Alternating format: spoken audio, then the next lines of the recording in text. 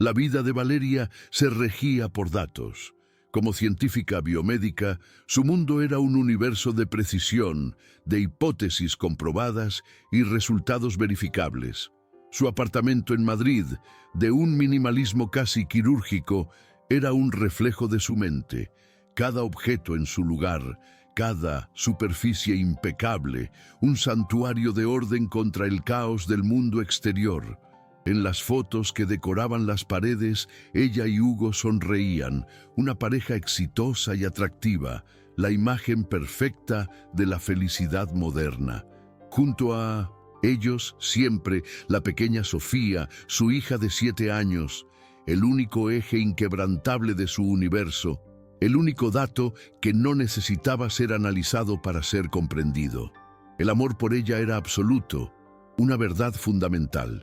Pero últimamente los datos no cuadraban. La ecuación de su matrimonio arrojaba un resultado erróneo, una variable desconocida que lo alteraba todo. Hugo, un carismático ejecutivo en el mundo de la relojería de lujo, se había convertido en una sombra en su propia casa. Sus llegadas tardías, antes esporádicas, eran ahora la norma. Las excusas, siempre las mismas. Reuniones ineludibles, clientes importantes, cenas de negocios.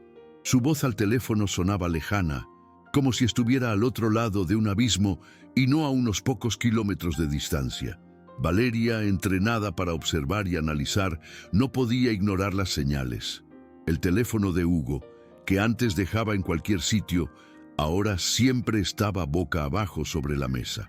Un rastro de un perfume desconocido en 1900, el cuello de su camisa una noche, la forma en que sus ojos evitaban los suyos cuando le preguntaba cómo había ido su día, pequeñas grietas en la fachada de su vida perfecta.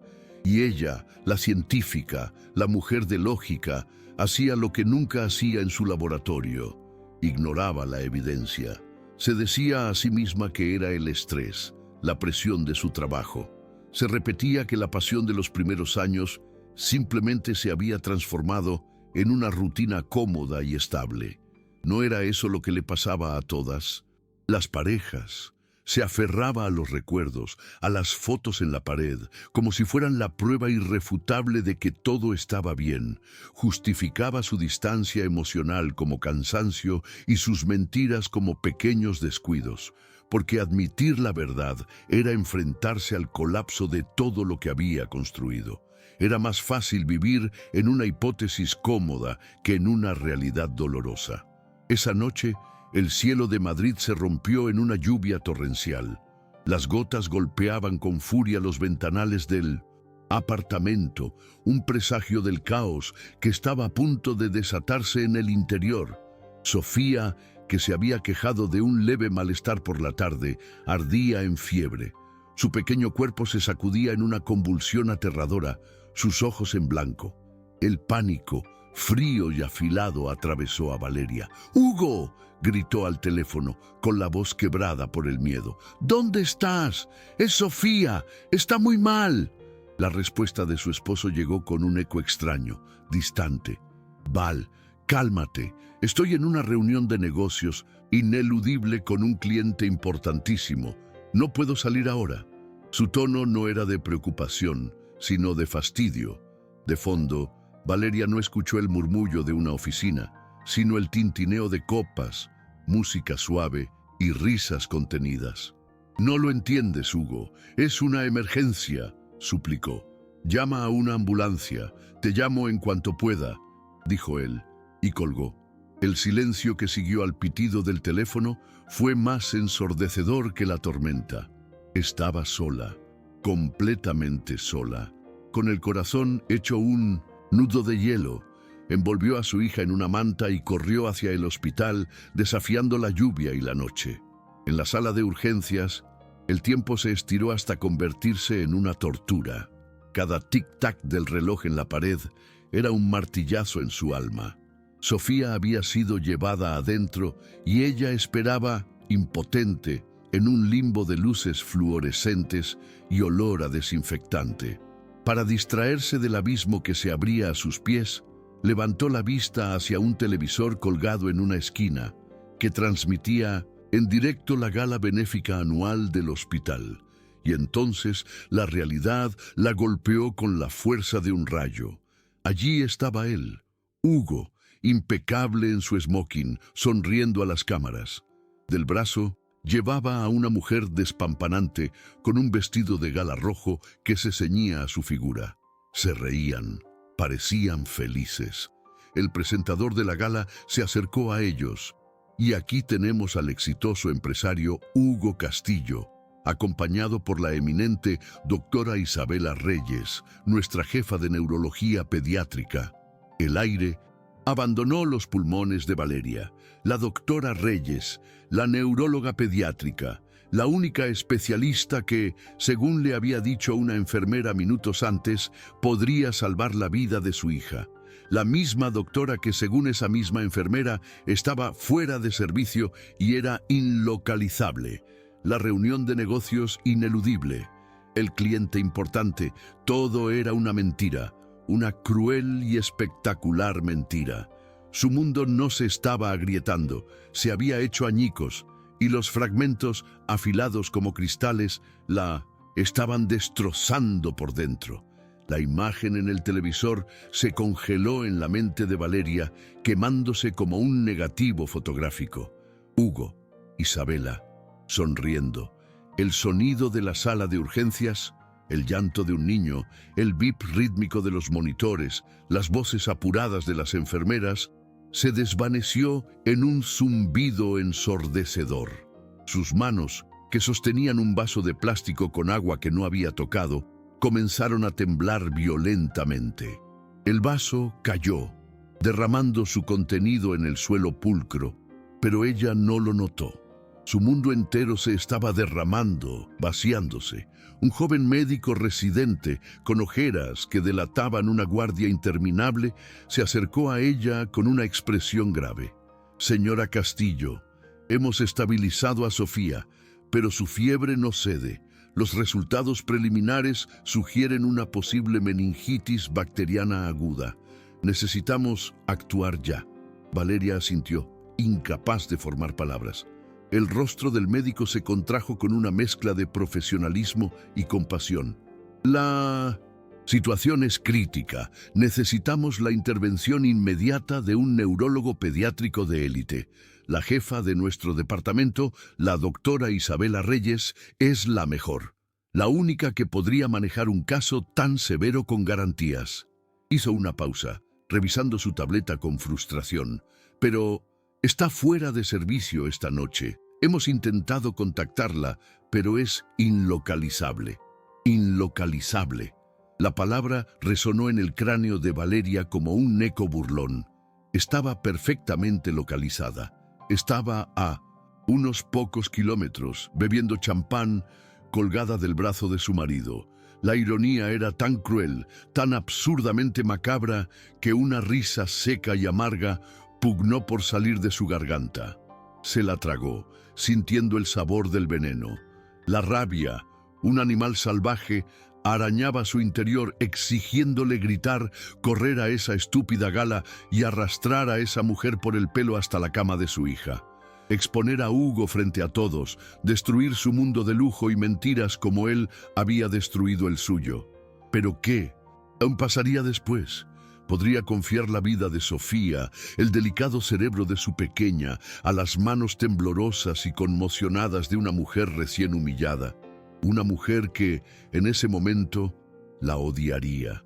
Un error, un mínimo temblor en su pulso, una decisión nublada por el rencor, y lo perdería todo.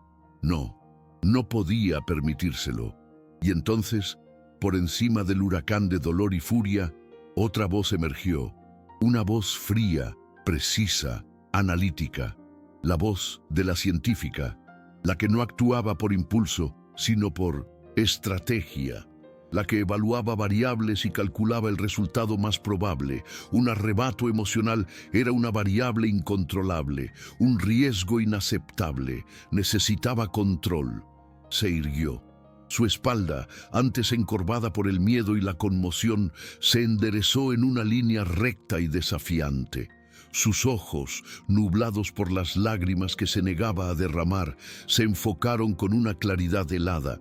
Caminó con paso firme hacia el mostrador de enfermería, su rostro una máscara de serenidad impasible. «Disculpen», dijo, su voz sorprendentemente firme.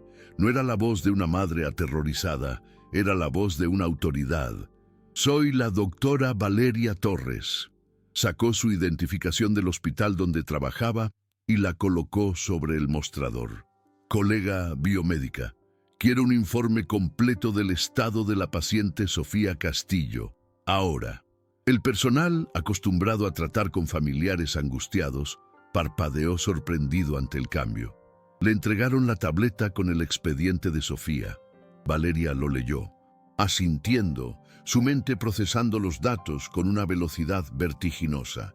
Discutió los parámetros, sugirió un análisis de líquido cefalorraquídeo específico y citó 2 estudios recientes sobre sepsis pediátrica. Impuso respeto, ganó control. Luego, el movimiento final, la jugada maestra. Sabía que el doctor Méndez, el director administrativo del hospital, era un hombre de sociedad que nunca se perdía la gala benéfica. Buscó su número en el directorio del hospital que tenía en su teléfono. Con dedos que ya no temblaban, escribió un mensaje de texto. No era una súplica, era una orden disfrazada de protocolo. El mensaje era corto, profesional y letalmente efectivo. Doctor Méndez, se requiere consulta de máxima urgencia para paciente Sofía Castillo en urgencias pediátricas. Cuadro neurológico agudo. Se solicita la presencia inmediata e ineludible de la doctora Isabela Reyes. Asunto de vida o muerte. Omitió cualquier detalle personal. No era una esposa traicionada pidiendo ayuda. Era una doctora activando un código de emergencia. Al enviarlo a través de un canal oficial como el director del hospital, la situación dejaba de ser un favor para convertirse en un deber profesional. Había acorralado a Isabela no con la verdad de su traición, sino con el peso de su propio juramento hipocrático. Envió el mensaje y esperó. El silencio que siguió fue el más tenso de su vida. Cada bip del monitor de Sofía era una cuenta atrás. Había apostado la vida de su hija a una estrategia, a la fría lógica sobre el corazón roto. Pasaron 20 minutos que parecieron 20 años. Entonces, las puertas de cristal de la unidad de urgencias se abrieron de golpe. Allí estaba ella, la doctora Isabela Reyes, el glamour de su vestido rojo de seda asomando por debajo de una bata blanca que se había puesto a toda prisa. Su cabello estaba perfectamente peinado, su maquillaje intacto, pero su rostro era un lienzo de confusión y alarma. Sus ojos buscaron al médico de guardia, pero se encontraron con los de Valeria, que estaba de pie junto a la cama de Sofía, esperándola. El mundo se detuvo por segunda vez esa noche. En la mirada de Isabela, Valeria vio pasar un torbellino de emociones en una fracción de segundo. El reconocimiento, la incredulidad, el pánico puro y absoluto, la culpa. El aire entre ellas se volvió denso, eléctrico, cargado con el peso de todo lo que no se decía. La crisis médica estaba a punto de ser atendida, pero la guerra personal acababa de comenzar. Y Valeria, con el corazón destrozado pero la mente afilada como un bisturí, sabía que había ganado la primera batalla. Isabela Reyes se quedó paralizada en la entrada, una estatua de seda roja y pánico blanco. Su mente, entrenada para diagnósticos rápidos, luchaba por procesar la escena. La niña en la cama, los monitores pitando con urgencia, y de pie junto a ella, Valeria, la esposa. La realidad que había logrado compartimentar y esconder se materializaba frente a ella, en el peor lugar y en el peor momento posible. El aire se cargó de una electricidad palpable, un silencio que gritaba traición, mentiras y una vida a punto de colapsar. Valeria no desvió la mirada. Sus ojos, secos y brillantes, se clavaron en los de Isabela con la precisión de un láser. No había histeria en su rostro, ni lágrimas, solo una calma aterradora, la calma del ojo de un huracán. Era una evaluación, un juicio silencioso. Isabela, sintiendo el peso de 100 miradas imaginarias, dio un paso adelante. La profesional dentro de ella tomó el control, un mecanismo de defensa desesperado. «Soy la doctora Reyes», dijo, su voz un poco más aguda de lo normal. Se dirigió al médico residente, ignorando a Valeria deliberadamente. «¿Cuál es el informe?» Pero fue Valeria quien respondió. Su voz, baja y controlada, cortó el aire. «Meningitis bacteriana aguda, fiebre de 40.5 que no responde a antipiréticos. Una convulsión tónico-clónica hace 40 minutos». Recitó los síntomas como si estuviera presentando un caso en un congreso, no, describiendo la crisis de su propia hija. «Necesita una punción lumbar, inmediatamente». No era una pregunta, era una orden. Isabela tragó saliva. El glamour de la gala se había evaporado, dejando solo la cruda realidad de su juramento profesional. Se acercó a la cama, sus manos enguantadas, moviéndose con una eficiencia forzada. Cada uno de sus movimientos era observado por Valeria, cuya presencia a su lado era más intimidante que la de cualquier supervisor. Podía sentir sus ojos en su nuca, en sus manos, analizando cada gesto, esperando un solo error. «Preparen el equipo para la punción», ordenó Isabela a una enfermera, su voz recuperando algo de su autoridad habitual. Mientras preparaba a Sofía, posicionando su pequeño cuerpo con una delicadeza que contradecía el tumulto en su interior, no pudo evitar mirar de reojo a Valeria. La mujer no se había movido. Estaba allí, una columna de fuerza silenciosa, su rostro impasible. ¿Cómo podía estar tan entera? No debería estar gritando, acusándola. Esta calma era peor, mucho peor. Era el silencio antes de la ejecución. Justo cuando Isabela sostenía la aguja espinal, lista para realizar el procedimiento más delicado de su carrera bajo la presión más insoportable, las puertas se abrieron de nuevo. Hugo irrumpió en la sala, con el smoking arrugado y el cabello revuelto por la lluvia y la carrera. Su rostro era una máscara de pánico ensayado. «Valeria, Dios mío, Sofía, he venido en cuanto he podido». La reunión se complicó, no. Podía salir. Sus palabras quedaron flotando en el aire, absurdas y vacías. Se detuvo en seco. Su mirada saltó de su esposa, de pie y serena, a la doctora inclinada sobre su hija. La doctora, Isabela, con el vestido de la gala asomando bajo la bata, el color desapareció de su rostro. La mentira tan cuidadosamente construida se derrumbó en un instante. La reunión de negocios, ineludible, el cliente importante, todo estaba allí, en esa habitación estéril de hospital, su doble vida expuesta bajo las luces fluorescentes. Valeria ni siquiera se giró para mirarlo. Sus ojos permanecieron fijos en la aguja en las manos de Isabela. Entonces, con una voz helada que pareció bajar la temperatura de la habitación, dijo, sin dirigirse a nadie en particular: «El cliente importante parece muy preocupado. Fue un golpe de bisturí, limpio y mortal». Hugo se quedó sin aire, como si le hubieran dado un puñetazo en el estómago. Abrió la boca para decir algo, una excusa, una negación, cualquier cosa, pero ningún sonido salió. Estaba atrapado, desnudo, humillado. Valeria lo ignoró por completo, como si fuera un mueble más en la habitación. Volvió su atención a la mujer que tenía el destino de su hija en sus manos. «Doctora», dijo, su tono puramente profesional, «¿procede usted?» Isabela, con el sudor perlando su frente y las palabras de Valeria resonando en sus oídos, se obligó a enfocar. El futuro de su carrera, y más importante, la vida de esa niña, dependían de su pulso. Con un último vistazo, de pánico a Hugo, Se inclinó y con una precisión nacida de años de práctica realizó la punción. El alivio en la sala fue casi audible cuando terminó. La crisis médica inmediata había sido manejada, pero la tormenta real acababa de desatarse.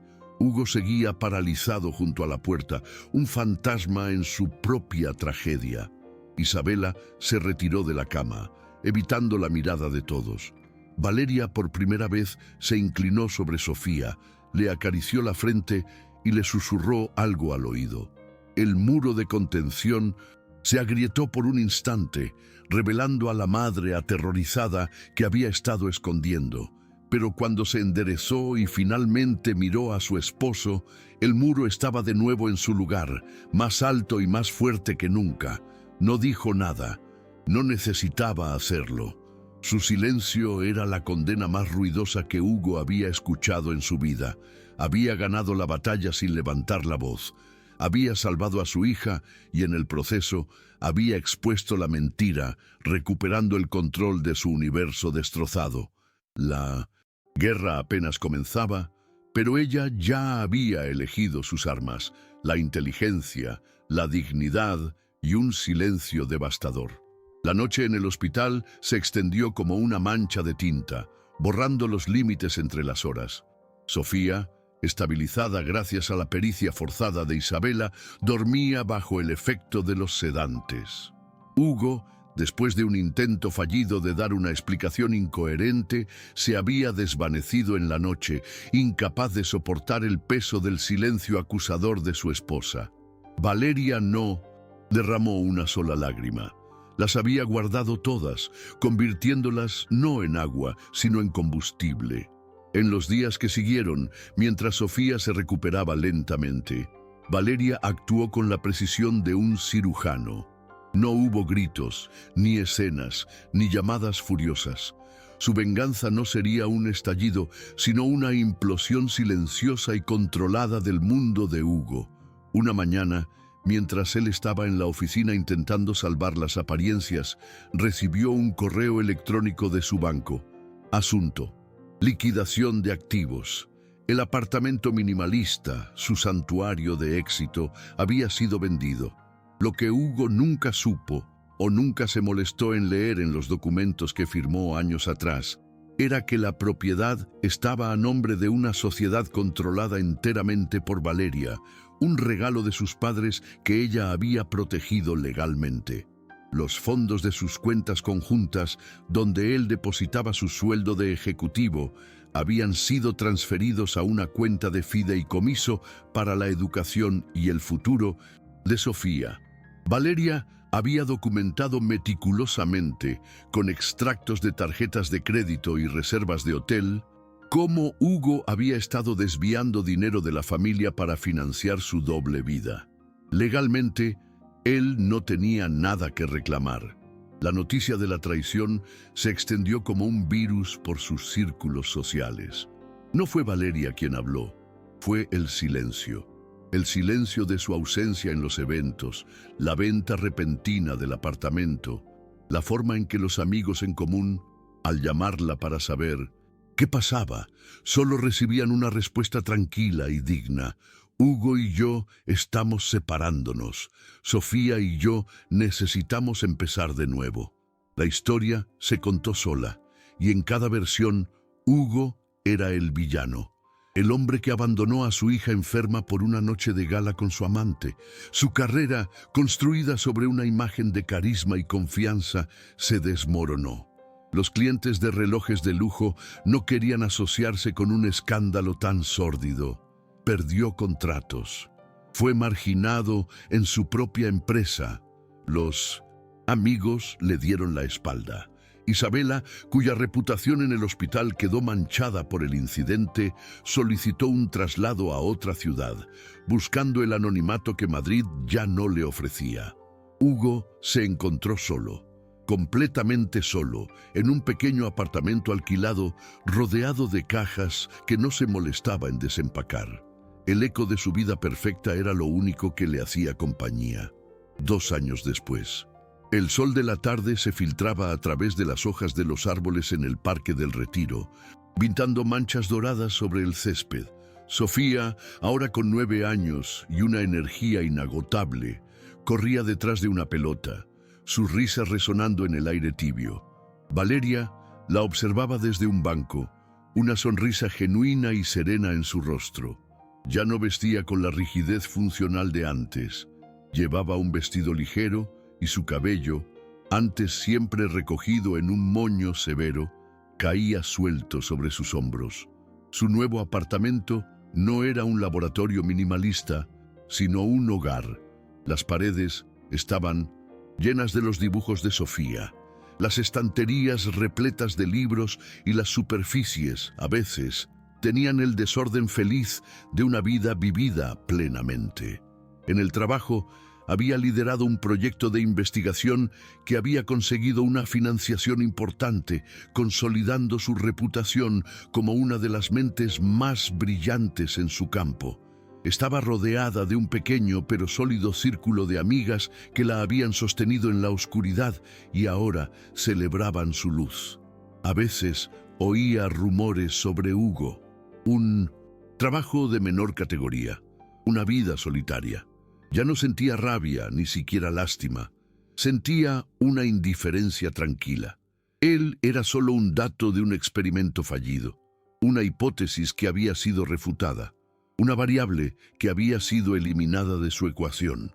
Esa noche, después de arropar a Sofía, Valeria se sirvió una copa de vino y se asomó al balcón. La ciudad de Madrid se extendía a sus pies, un tapiz de luces y promesas. Miró su propio reflejo en el cristal. Vio las mismas facciones, los mismos ojos analíticos, pero la mujer que le devolvía la mirada era diferente. No era una víctima, no era una superviviente, era una arquitecta. La traición no la había destruido, la había demolido. Y sobre los escombros, ladrillo a ladrillo, había construido una vida nueva, una vida que era enteramente suya. Comprendió que el dolor más profundo a veces no es un final, sino una purificación. Un fuego que quema todo lo que es falso y deja solo lo que es real, lo que es fuerte, lo que verdaderamente importa. El futuro no estaba escrito en las estrellas, sino en las decisiones que tomaba cada día.